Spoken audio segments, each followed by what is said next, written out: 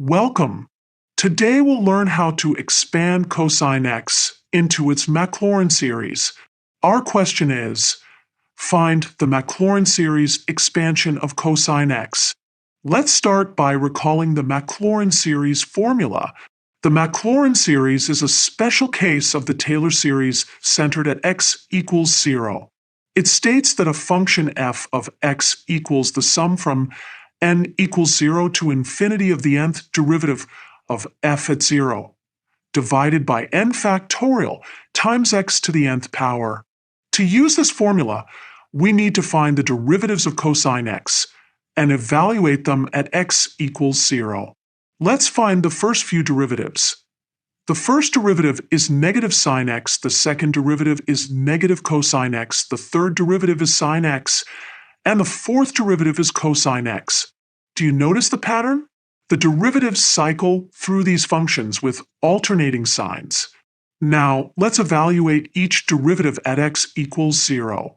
When we plug in 0, cosine of 0 is 1, sine of 0 is 0, negative cosine of 0 is negative 1, and sine of 0 is 0 again.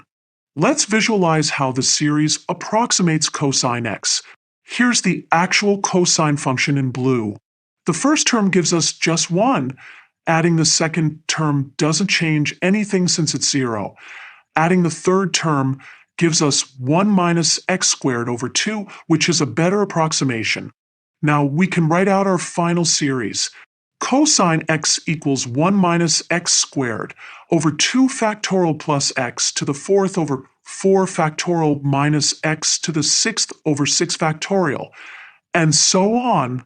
We can write this more compactly using sigma notation. The sum from n equals 0 to infinity of negative 1 to the n power times x to the 2n power divided by 2n factorial.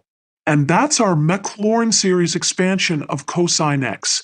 Notice how we only have even powers of x, which makes sense since cosine is an even function.